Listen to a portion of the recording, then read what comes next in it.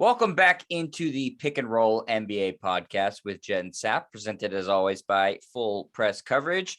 We are officially in the preseason of the NBA. I know I have been glued to my TV watching all that great preseason action. It sounds like a joke, but I actually have been. And with that comes our responsibility as a basketball podcast to give you a preview and some predictions for this upcoming 2021-2022 NBA season. So we're going to be doing a preview of all 30 teams. Nobody will be left behind, though I'd be lying if I'm going to say each team we're going to do an hour on. We'll try to keep it brief and give you all the things you need to know about those teams. So today we're going to start with what we think are the three worst teams in the Western Conference. Our next show will be the three worst teams in Eastern Conference, and we'll go from there, continuing until what we think are the three best teams from each conference. And before we get to that, though, Sap, we have a little bit of NBA news that's going on concerning the two guys who have made the most headlines this offseason, all for the wrong reasons. Ben Simmons and Kyrie Irving. Ben Simmons has now been losing money because he's not showing up to Philadelphia. So when we last spoke about this, we were waiting to see if the Sixers were going to actually withhold game checks. They are. And with Kyrie Irving, he's still refusing to get vaccinated, which and it doesn't look like he's going to get vaccinated anytime soon, which not only is going to result in him losing game checks and not playing in half the games or maybe the whole season for the Brooklyn Nets, but and if this came out today, Sap, in Canada, should he try to make that trip and not stay to the strict Canadian quarantines, he could face jail time. So it's a whole mess with Kyrie Irving and Ben Simmons still. Sap, what are your thoughts on the latest? Which I'm sure Kyrie Irving would like to spend some time in jail, because then he would become a martyr and compare himself to Nelson Mandela. He'd be the Nelson Mandela of the NBA, because that's exactly what I think of when I think of Kyrie Irving. Look, a month ago, I wrote a column. They should just be traded for each other. I think it would be perfect for both organizations. Now, we've heard that if Kyrie Irving gets traded, he'll retire. Then if you try to pursue a trade for Kyrie Irving and you're the Brooklyn Nets, now you have to deal with Kevin Durant. Is Durant going to be pissed off about that because he's really good friends with Kyrie? And we've talked about that Kyrie, for as much as we think he's a troll, an idiot, whatever you want to use to describe him, within the league, he's very popular. And even with his teammates, James Harden and Kevin Durant, the two most important teammates that he has. So I would love to see the trade, because then Kyrie could go remain unvaccinated and play in Philadelphia half the time, because that's where the 76ers are. And then, Ben Simmons could go to Brooklyn. I think both teams would benefit from it. But as far as Simmons, it was kind of funny because his representatives were like surprised that the 76ers weren't paying him. And it's like, right. Well, you didn't to camp. Like, there's no job in the world that you can't show up for and expect to get paid. Like, it just doesn't make sense unless you're Stephon Gilmore, who, after 4 weeks, the Patriots decided to trade for a 6th round pick, which is just horrible roster management, or in that case, mismanagement by Bill Belichick. But we're a basketball podcast. We'll stick with Ben Simmons and Kyrie Irving. Yeah, I mean, I would like to see this trade happen. I think both teams would benefit from it, but it probably couldn't happen because of Kyrie Irving. Look, Kyrie Irving is in a situation now where he won't be able to play the home games. He won't be able to play in San Francisco when the Nets play the Warriors. Obviously, Toronto is going to be a major issue. And I would think by a month from now, and the Knicks, exactly. And I think in a month from now, there's going to be other cities that are doing the same thing, maybe LA, Boston, wherever. The progressive cities are probably going to put those restrictions in place. So this could mean he misses, 55 of 82 games, which, who knows with Kyrie Irving. So those are the two big stories right now, is kind of the quiet period of time as we are 2 weeks away from the start of the season. So Simmons, through his representation, being surprised that he's being fined is either stupid or just, trolling. And Kyrie Irving, well, we'll see what happens with him. I mean, what could the Nets do with Kyrie Irving? I mean, would you want him to play just the road games? Isn't that a distraction as well? Because every time after a game, Durant and Harden and Steve Nash are going to be asked, well, you think the results would have been different if Kyrie was on the road with you guys? You lost a tough game to the Bucks. If Kyrie was here, would it have been different? I mean, at some point, those guys are going to get annoyed. And we know that, not much annoys Kevin Durant, right? I mean, nothing bothers him. Yeah, no, So nothing I'm sure bothers him. he'll handle that narrative beautifully. And as long as the strip clubs are open, James Harden will be happy. So, yeah, I've heard out there that one solution could be where you should for the year. Say, Kyrie, you're not playing this year. We'll pay you for the road games because that's our choice, not your choice. But we're not going to pay you for the home games that you're missing because you're not vaccinated. So out of the $35 million that he's scheduled to make, we'll pay you for the games that you were eligible to play, but we don't want you. And so here's, $16 million. We'll give you that, and you're off the roster because he's going to be a major distraction. Great player, we know that. And how many times have we talked about this, Jet? As great as Kyrie Irving is to watch play, I mean, I think he's a magnificent player. You despise him. He doesn't necessarily lead to victories, right? I mean, he's just kind of like Odell Beckham Jr. That's who I've compared him to. Like, the Browns offense is better with Odell Beckham Jr. than it is with him. And I don't think the Nets are appreciably better with Kyrie Irving. They are better with Kyrie Irving, but not the same as when Durant and Harden are, playing or not playing. So that could be a solution too, where the Nets call his bluff and say, yeah, sit out the year. We'll pay you for the games that you were eligible to play with this vaccine. The ones you weren't eligible to play, we're not going to pay you. Maybe that's a solution. Yeah. I don't know that you're okay with having him, play in just the road games because also he can't practice. So, you're throwing in a guy who's not going to be able to practice. And listen, I don't know how important practice is to NBA players realistically, but in terms of conditioning, I know it's important that way. And I have my doubts about what kind of shape he's in because he hasn't been able to practice at all. And yeah, I mean, listen, I don't believe Kyrie Irving with 99.9% of the things that comes out of his mouth because, I think it's just all bullshit. But I do believe that he would retire if he was traded. That I buy. I do. Yeah, so, I agree with that. Yes. So, I mean, they can't, they're up the creek, with him, and the proverbial creek with Kyrie Irving. And I was talking to my dad about this. We call that Schitt's Creek. They're up Yes. Schitt's Creek right now. Yes, Irving, exactly. Right? Like, what's the solution other than he gets vaccinated? And if they force this on him, which I don't think they would, because it's the NBA. No. There's football players that aren't vaccinated, especially superstars, kind of do what they want to do. Like, they're going to have to throw the needle on this and try to figure out what's going to work out best for their organization. Because he is an asset. We know that he's a fantastic basketball player. And also he's tied to Kevin Durant, right? So if you quote unquote mistreat Kyrie Irving, you're going to piss off Kevin Durant as well. And good luck to your title. That's the biggest problem. Yeah. I mean, he's Kevin Durant's wingman or sidecar, or whatever. Right. But, so Sap, like what I was saying with, talking to my dad, who's a big basketball fan as well. And, the reason he said he's never been that worried about the Nets because he thought that he was sure it was just going to implode at some point. Sure. Yep. And this is it imploding. I mean, at some point, when does Durant and Harden get pissed off at him? Like, why are they not mad at him right now? They've gotten vaccinated. Spell over them. He holds a spell over them, Jet. I think that's the easy answer, right? We've talked about all this. Spells can be broken, right? What breaks the spell? I guess. I mean, there's the evil eye. The Sicilians have the evil eye, and you put this dish with water and oil over, and you say 19 prayers, and you're supposed to get rid of the evil eye. Like, he has a spell over Durant, Harden, like a lot of the league. He's a vice president in the Players Association. I know, it's crazy. That almost, this may be hyperbolic. It sounds like having Charles Manson, who, is now dead, thankfully, but having Charles Manson on the parole board. Like, you got Kyrie Irving as a vice president of the Players Association, and like, it's like, what? Like, that makes absolutely no sense. The guy is unstable. Like, he was trying to blow up the bubble a year and a half ago because I think he didn't want to see LeBron James win another championship. I think he's that deceitful, petty, whatever you want to use to describe him. It all fits with Kyrie. Yeah, I mean, they're gonna have to handle this delicately. And I do agree with you, Jed. If he gets traded, he ain't gonna show up. He's just not. Yeah, he's got enough money, right? I mean, he's got other interests, and he have a huge Nike contract, and he's made a movie, and so I'm sure he's fine financially. He's plus, trying I don't know. nothing would make him happier than to, like you said at the beginning, kind of be that martyr, traded Oh, and then retire absolutely. because he was traded because of his Hmm. vaccine status or lack Right. thereof.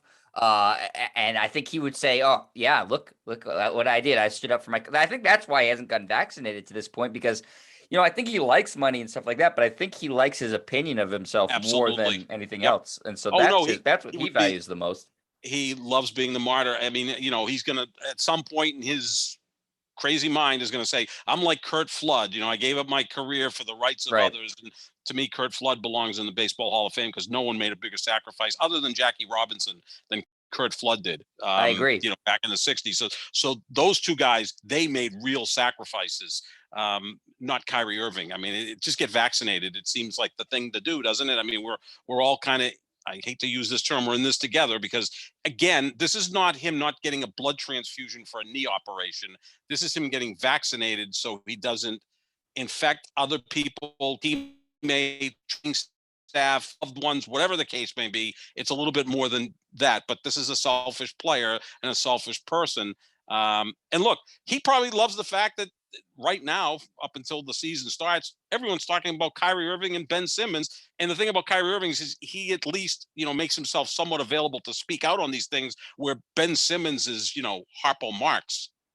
Oh, he gets off on it. Kyrie Irving Oh, of course he loves does. He's this. a troll. Absolutely He's a loves it. professional Loves troll. it. He'd be a great talk show host. I mean, he would just throw shit out there and light up the lines. He's Kirk Minahan in some sense, right? Let me just say some crazy shit and whatever, and go down alleys I shouldn't go. Like I'm gonna start talking bad things about female reporters. Like who gives a fuck? And that's Kirk Minahan was doing that all over the place. Like really, this is something that really pisses you off that there's a attractive lady on the sidelines. Like you have to Right.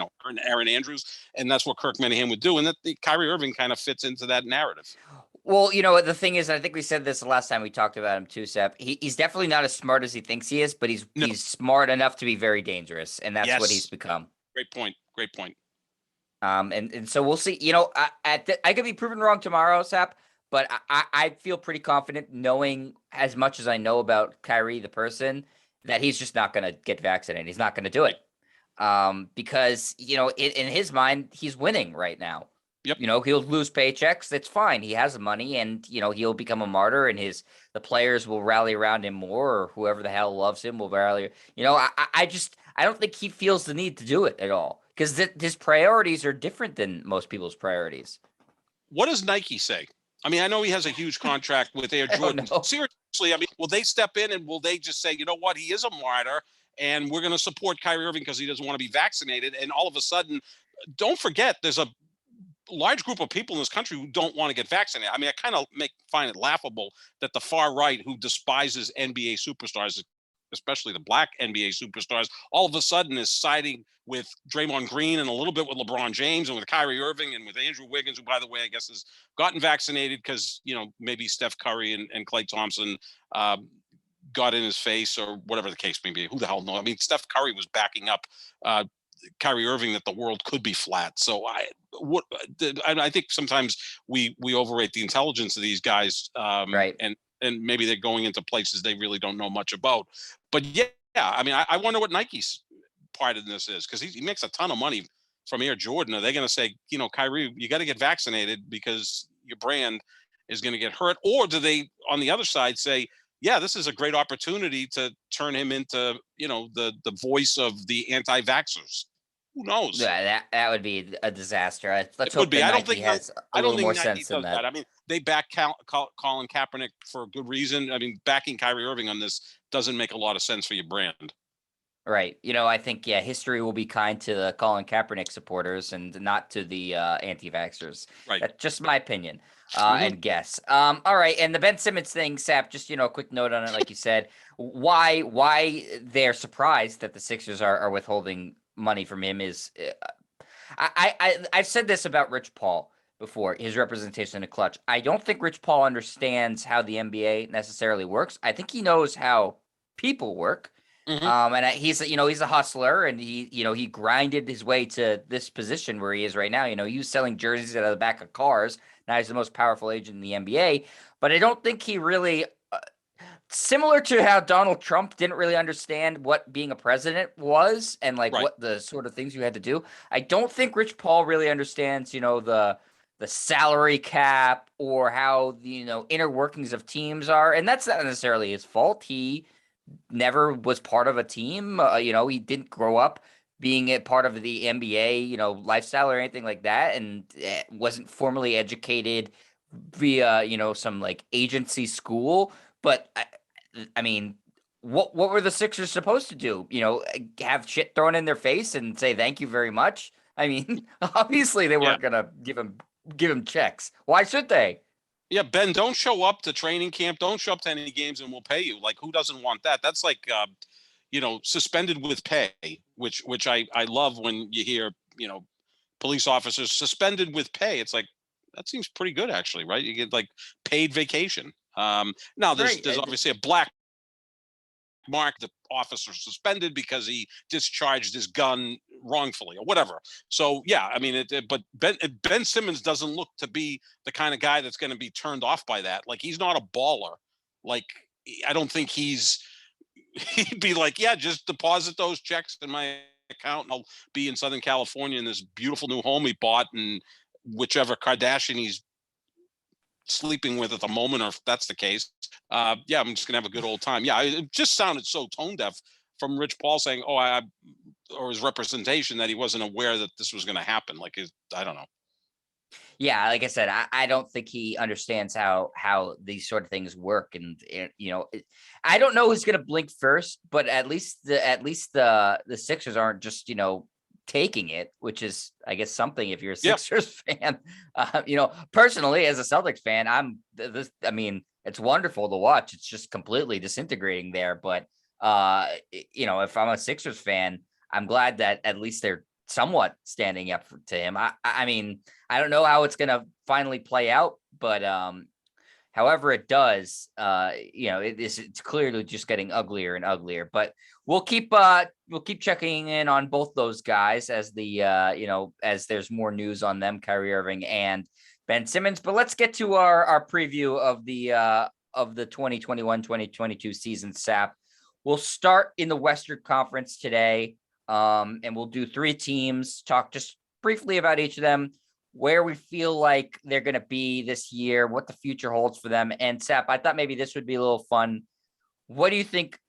Best case scenario, what's the most likely player on that team to win an award or some sort of status, first team All NBA? That's something like that. If you're okay with that. yeah, that's fine. I mean, it might be tough to get first team All NBA players out of the Timberwolves, Thunder, and Rockets, but we could get, Well, it doesn't have to be first team All yeah, NBA. no, or anything. Some or Yeah. first team all defensive team. Yeah, so there's some players on these teams. I mean, look, the beautiful part about the NBA is even these 3 teams, they have players you want to go watch, right? You want to see Right. these players because they're highly touted rookies or players that maybe the Celtics or the Lakers or whoever's interested in acquiring. So yeah, there's a lot out there to talk about. That's what makes the NBA is so fascinating. Look, every sport is. I mean, even the New York Jets have some players you want to talk about. You get the Zach Wilson at quarterback and his hot mother, so you can talk about that. But yeah, that's what makes the NBA fascinating. Even like the worst teams have someone that's interesting. All right, well, let's start then, Sap, with the team that has the lowest win total projection from Vegas. The Oklahoma City Thunder are projected to win 23 and a half games. Take the over or under at your own caution with that team. They are in obviously complete rebuilding mode. They have 1 billion draft picks. That's not an over exaggeration. I think that was the last count is 1 billion 1 billion draft picks. pick.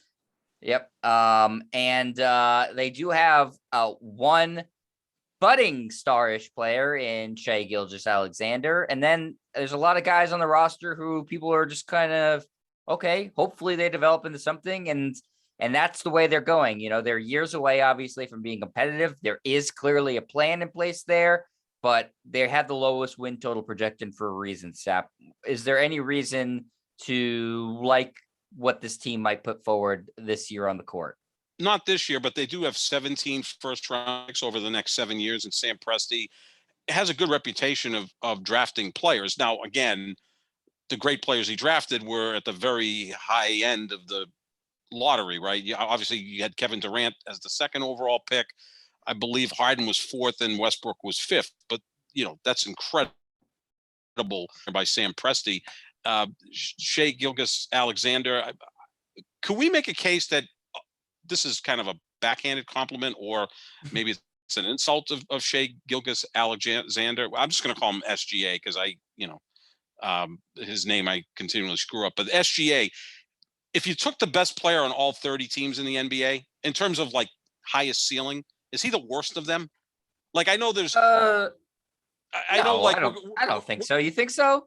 well, I mean, we're going to talk about the Houston Rockets and the Minnesota Timberwolves in this podcast, and like, I think Jalen Green has a higher ceiling than SGA, right? I mean, Yeah, can I we agree. agree on that? And I think that Karl Anthony Towns is better than SGA. I don't know, maybe something we monitor all year. Is SGA the worst, best player in the league? It sounds like a Yogi Berra statement, but you get what I'm saying. Yeah, I mean, listen, I understand what you're saying. I'm gonna have to now, do a deep dive into all these teams and look and see if I agree with you or not. He's somebody that is, really, really hyped, especially in like the advanced stat community. Really likes him. He was a guy who was part of the trade for Paul George. Mhm. And that was the mechanism to get him there. So he was sort of the centerpiece there. And he's put up numbers, but he's put up numbers on a crap team. So I think there's still a lot of wait and see with him. As far as the rest of their roster, I think they're in sort of like, let's just throw a bunch of rotations and see who pops mode right now, because it's all guys who are first round picks, some international guys. And I don't think that they have, other than SGA, I don't think they have any guys who they're, feel like they need to carve out playing time for specifically. I think it's like as open of a roster competition really as it gets, because nobody has proven themselves to be an NBA level commodity outside of Shea Gilgeous-Alexander and maybe Dort, who seems like he's a capable defender. But that's real. If that's your second best player, there's a reason that they're not in the conversation for a lot of wins. So yeah, I mean, I like the plan in a small market of having a lot of draft picks and a lot of cap flexibility. So I think that Sam Presti's done well to do that, but it's going to require a lot of patience because they're nowhere close to being able to be competitive. And even just this past draft, Sap, they had a high pick. They took a kid from Australia who seems like he's nowhere near ready to be, a contributing player right now. And so we'll have to see what happens. But I think that besides SGA and I guess Dort, you could see any number of players starting and playing meaningful minutes for this team because there's that much uncertainty with the roster.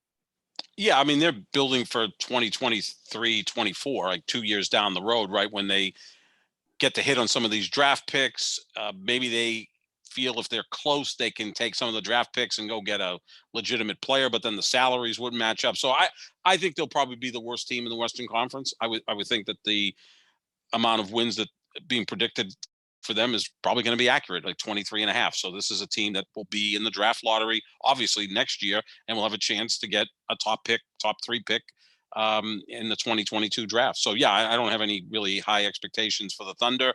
SGA probably goes out and scores 25, 26, 27 points a game because he's the guy.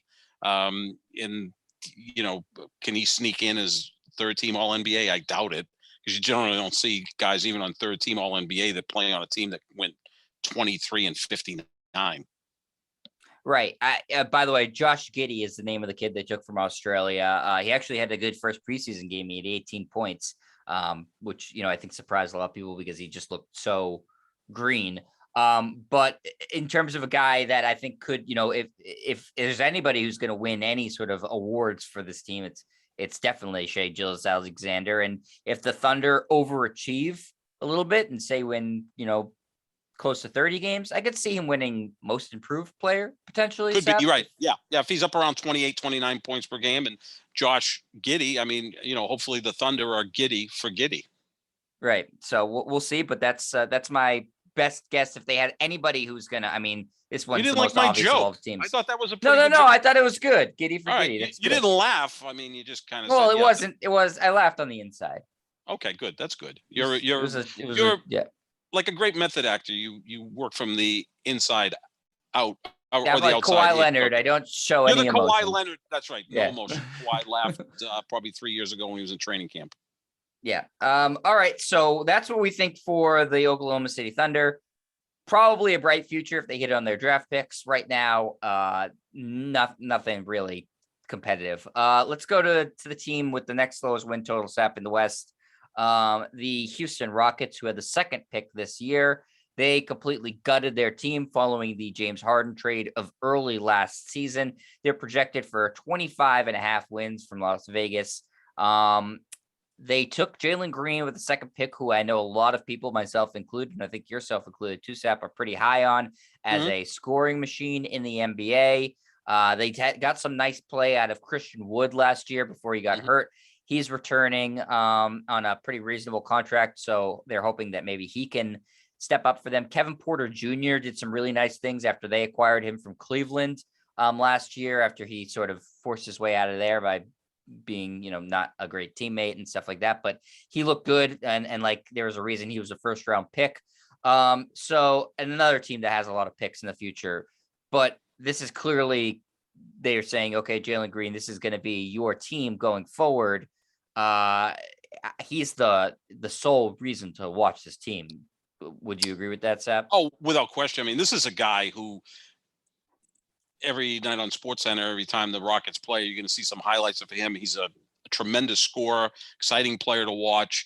Again, he could be in line, and I think he's probably the betting favorite to be Rookie of the Year. I'm talking about some sort of individual awards. I would assume he and Cade Cunningham are probably 1-2 when it comes to Rookie of the Year. And Cunningham's skills are a little bit more subtle than Jalen Green's. I mean, Jalen Green could immediately average 22, 23 points per game. I wouldn't be shocked at that because, again, he's the guy in Houston. Now, you don't want to get him too out of control and not learn to play the right way. You don't want to just roll the ball out and say, Jalen, go ahead and take every shot that you want and score 30 a game and we get blown out anyway.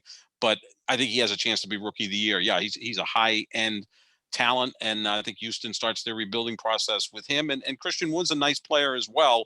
But again, they're in the Western Conference, and they're going to be right there with OKC bringing up the rear. I think they'll finish a little bit above them because I think Christian Wood being their second best player is better than what Oklahoma City has as their second best player. So I think maybe they can get a little past that win total. But Jalen Green is going to be must-watch TV this year. He looks like an extreme talent. Yeah, and the reason I'm so high on him and optimistic about him having a chance to have a really good rookie season, especially in terms of scoring the ball, I think he could put up potentially historic numbers in terms of scoring because there's really no other significant mouths to feed there. And but the main reason I'm high on him, Sap, is because he did this. He was really productive in the G League last year against other grown men vying for NBA contracts. Versus college guys. So he has a general idea of what the speed of the NBA is going to be like. I know they're G Leaguers, but they're still professionals and they're older and their physiques are more filled out. And a lot of these guys were also the best players on their college teams, their international teams, whatever. And they're fighting to feed their families and to fulfill their dreams of getting into the NBA. So a lot more fierce competition in the G League than in the Big 12 or what have you in college. So I think that was really impressive what he was able to do in the G League bubble last year. So I think I agree with you. I think he's going to be highly entertaining. I think that they're going to allow him to do a lot of things because again, there's not a lot of mouths to feed on that roster. And I think he's shown that he's got a good enough touch. He's athletic, he's fast, that he should be able to score a lot. So yeah, if anybody's going to win an award on that team, to me, it's Jalen Green winning Rookie of the Year. I agree with you. I can't see them winning that many games because their roster is very young, and outside of Green and Wood and then Kevin Porter Jr., you don't really know anybody that's going to substantially contribute. I will say this also, though, about they took another rookie whose name I'm not even going to attempt to pronounce. He's from Turkey. He's going to be good. The pick that the Celtics gave up to dump the Al Horford contract got rerouted to Houston via Oklahoma City. And the Turkish kid that they took with that pick, I think is going to be a good player. I don't think it's going to be necessarily this year, but he was putting up. Turkey has a very good league, and he was 19 and putting up double doubles in that league. That to me shows also his new teammate Jalen Green was doing against grown men. So I think that he's got promise too, not necessarily this year, but down the line. So I think that they had a good draft, and they have a ton of cap flexibility, obviously, and they have a guy that they're hoping in Jalen Green can be a centerpiece for a really competitive team. So this year, expect to see a lot of growing pains, but I think you expect to see some pops from the rookies, especially Green, and maybe Kevin Porter Jr. will live up to his he was a very high recruit and he was a first round pick. Maybe he'll take a leap too. But young players don't contribute to wins in the NBA, and Houston's chock full of them. Yeah, and Jalen Green, I think, has a real chance to be Rookie of the Year, so that'll be interesting to monitor. But again, they'll be at the bottom of the West. Yeah. All right, Sap. I'm getting a really weird buzzing in my ear. Are you getting that too, or just me? I don't know. No buzz in my ear. Possible I'm losing my mind. I'm going to my ear. But anyways, that was very weird. We're going to move on to Minnesota, Sap. And the team that has had a lot of promise for a couple of years with Karl Anthony Towns, but that promise hasn't really been fulfilled on. They're projected for 34.5 wins. How do you see Minnesota this year, Sap?